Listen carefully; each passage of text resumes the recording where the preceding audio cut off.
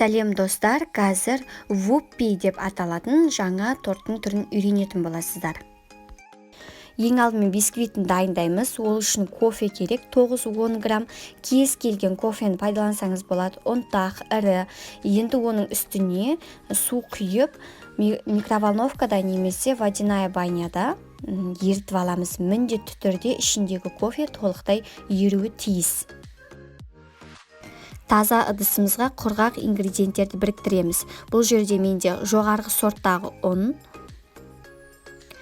сахарная пудра, қант ұнтағы, кукурузный крахмал, картоп крахмал қосуға болмайды. Сапасы жоғары Малайзия какаосы кондитерлік дүкендерде сатылады, және авалетта деп аталатын разрыхитель, ол да кондитерлік дүкенде сатылады. Барлығын осы жерде жақсылап араластырып аламыз. Құрғақ ыдысқа жылы кофе, сұйық май және жұмыртқаның сарғусын қосамыз. Барлығын тазалап қосыңыздар, өйткені әрбір грамм маңызды. Миксердің төменгі жылдамдығынан бастап миксерлейміз. Көп емес, 10-12 секунд миксерлесеңіздер жетеді.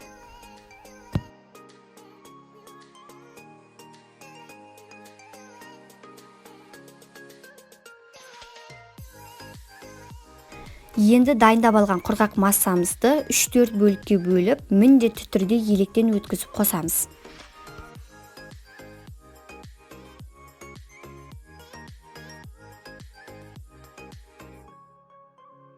Миксерлейтін кезде ұн қатты шашырап кетпеу үшін бірінші ішінде осылай жақсылап араластырып қозғап алыңыздар. Сонда сіздердің ұндарыңыз жан жаққа шашырап кетпейтін болады. Видеомыз жылдамдатылған, бірақ арасы үзілмеген.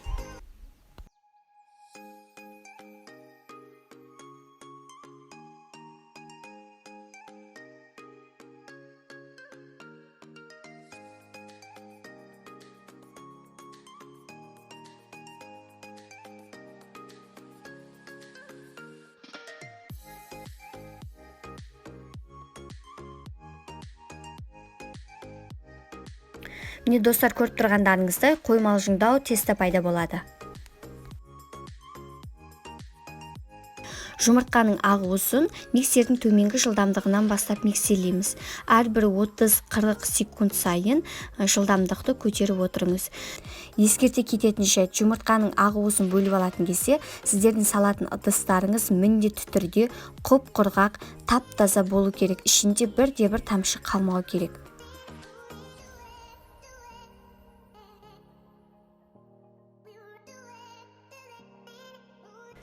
Осылай апақ болып көпірдіп көтерілген кезде осы жерде қантты қосамыз. Қантты да бірден барлығын салып жіберуге болмайды. Оны да 3-4 бөлікке бөліп саламыз.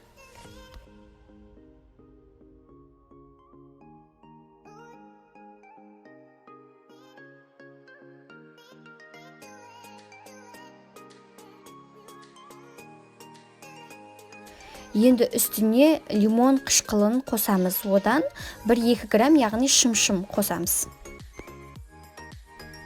Қол миксермен 9-8 минуттай уақыт кетті. Бастапқы қалыптан осылай 5-6 есе көтеріліп, өзінің формасын өте жақсы ұстау керек. Сіздер осылай ыдыстарыңызды төңкерсеңіздер, ешқандай ішінен жаңағыдай құлап кетпеу керек. Міне біздің белок дайын. Енді алғашқы дайындап алған массамызға ақуызымызды біртіндеп қосып, жайлап, жоғарыдан төмен қарай асықпай араластырамыз. Мынау кофе қосылған теста қоймалжың болғандықтан бастапқы кезде толықтай араластыру кішкене қиындық тудыруы мүмкін, бірақ бірден қатты араластырып кетуге болмайды. Осылай жоғарыдан төмен қарай араластырыңыздар.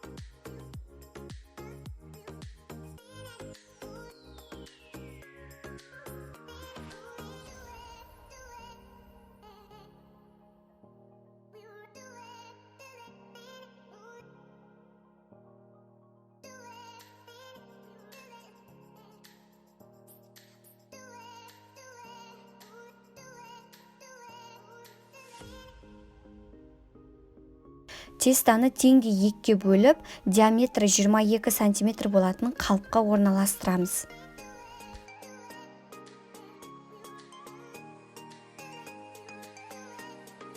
Және жан-жағына жайған кезде осылай ортасы кішкене шұңқырлау болып қалған дұрыс. Өйткені көтерілген кезде бәрібір ортасы бірден көтеріліп кетеді. Сондықтан тестаны жан-жағына жеткізіп, ортасын кішкене ойық қылыңыздар. Міндетті түрде қызып тұрған пеште 160 градуста 35-40 минутта пісіреміз.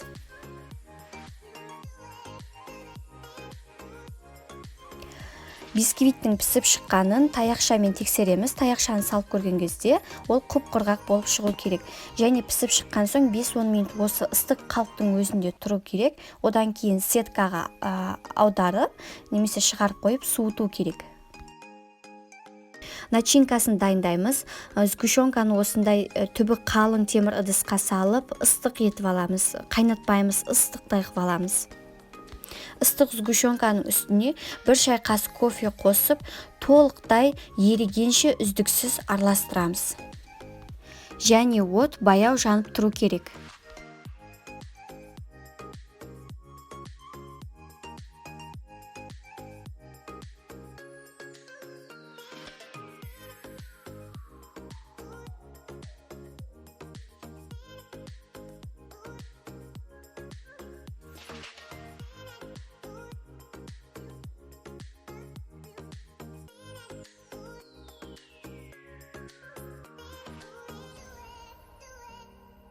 Кофе ішінде толықтай еріді, міне түсі осындай болып шығады.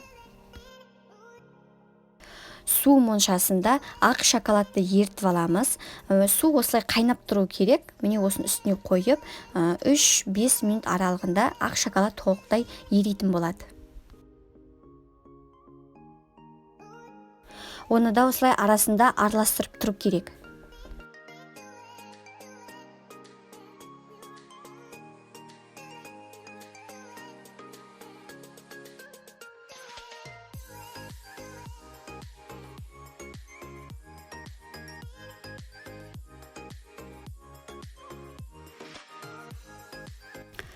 Міне біздің ақ шоколадымыз дайын, осылай толық еріді. Енді бұны кішкене суытуға қоямыз. Қатты суымау керек, жылы күйінде болу керек. Кофе қосылған жылы сгущенканың үстіне 50 грамм сливкиді құйып, миксерлейміз.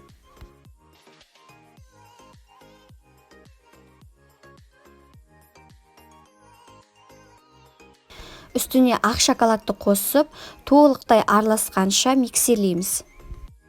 Мен 15 секунд миксерледім.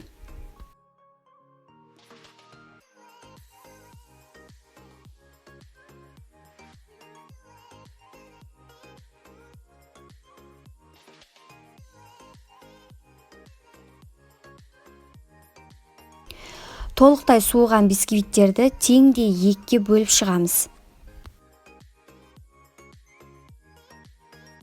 Кремін дайындаймыз. Құрғақ таза ыдысымызға салқын 34-35% сливки құямыз. Үстіне қант ұнтағы, творожный сыр қосамыз.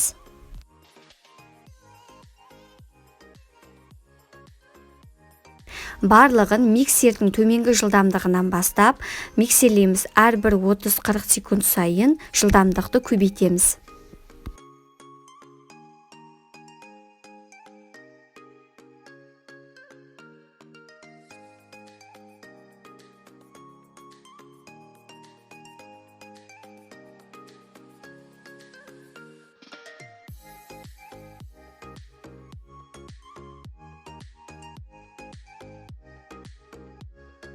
Бізде осындай формасын өте жақсы ұстайтын крем пайда болады. Енді бұның үстіне микроволновкада немесе су моншасында ертіп алған шоколадты қосамыз.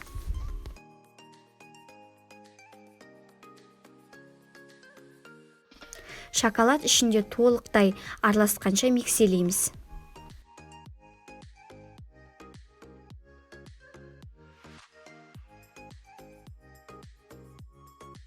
Тортты жинаймыз.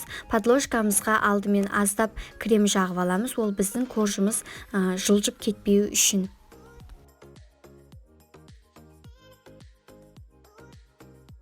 Енді осы бисквиттің үстіне колечканы бекітеміз. Ол сіздің тортыңыздың жақсы формада жиналуына көмектеседі. Кремді осындай арнайы кондитерлік мешокқа салып, құйып шығамыз. Арасын осылай қалдыру керек. Осы арасын қазір біз дайындаған начинкамен толтыратын боламыз. Начинканы да осылай алдын ала мешокқа салып алыңыз. Енді әдемілеп құйып шығамыз.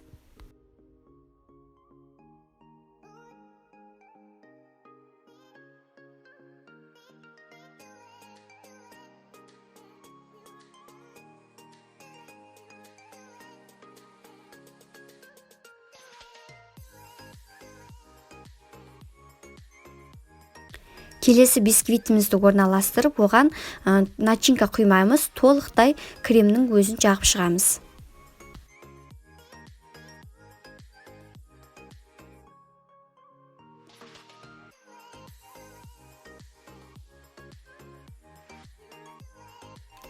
Бұл бізде үшінші бисквит. Үшінші бисквитімізге крем начинканы құйып жағып шығамыз.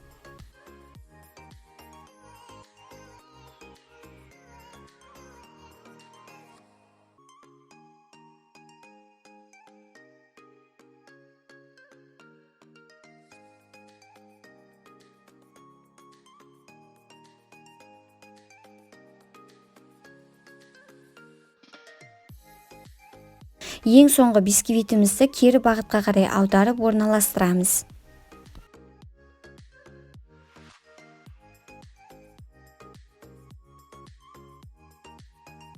Артық қалған кремнің барлығын жан-жағына толықтай жағып шығып, кондитерлік шпательмен және скребокпен тегістеп шығамыз. Жақсылап жан-жағын тегістеп болған соң 5-6 сағатқа холодильникке қоямыз. Тортты живой гүлдермен сәндеу үшін бізге алдымен осылай гүлдің бас жағын кесіп аламыз да, пищевой пленкамен жақсылап түбін орап шығамыз. Бір ескертетін жайт, егер де сіз осындай живой гүлдермен тортты әсемдейтін болсаңыз, дастарханға қоймас бұрын немесе тапсырысты жіберетіннің алдында қойғаныңыз дұрыс болады. Сонда ол ұзақ уақыт өзінің жаңағыдай қалпын сақтайды. 1-2 күн бұрын қойып қоюға әрине болмайды. Торттың сыртын қаптайтын крем жасаймыз. Ол үшін бөлме температурасындағы сармайды қосамыз. Сармай салқын болмауы керек. Одан кейін оған сахарная пудра және творожный немесе сливочный сыр қоссаңыздар болады. Барлығын миксердің төменгі жылдамдығынан бастап миксерлейміз. Бұл кремді масляный крем деп атаймыз, және бұл барлық торттардың сыртын қаптауға идеальный келетін крем.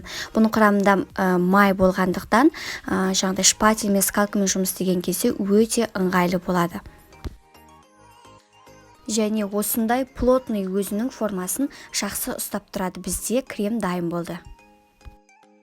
Мастер-классқа қатысып жатқан достар, біздің 5 сағат алдын бұрын қойған тортымыз осылай бөлініп қалды.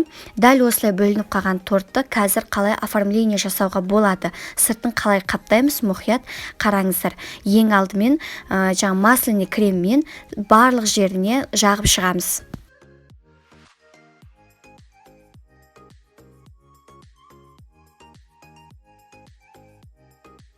Шпательмен жан-жағын тегістеп бастаймыз. Өте тез тегістеледі.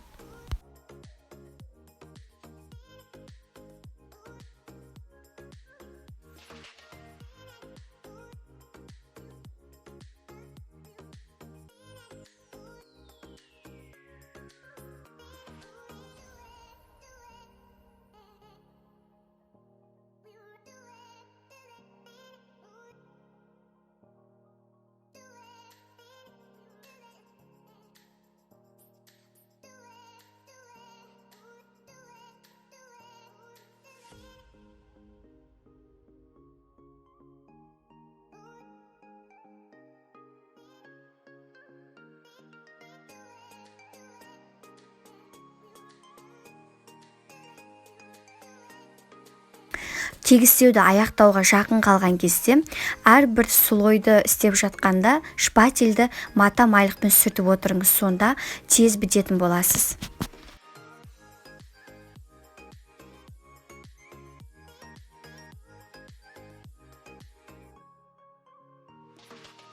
Аяқтағаннан кейін кремді қатырып алмай, осы подложканың жан-жағын сүртіп алыңыз.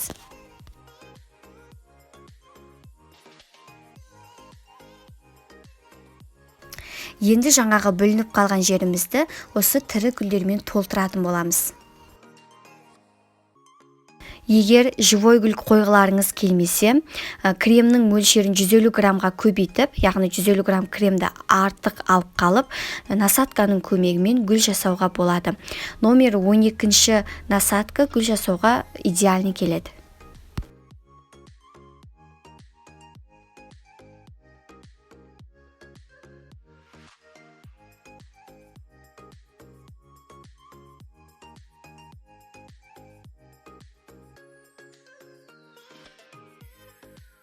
Және торттың жан-жағын тәтті моншақтармен сәндеуге болады. Енді торттың оформлениясы өзіңіздің фантазияңызға байланысты.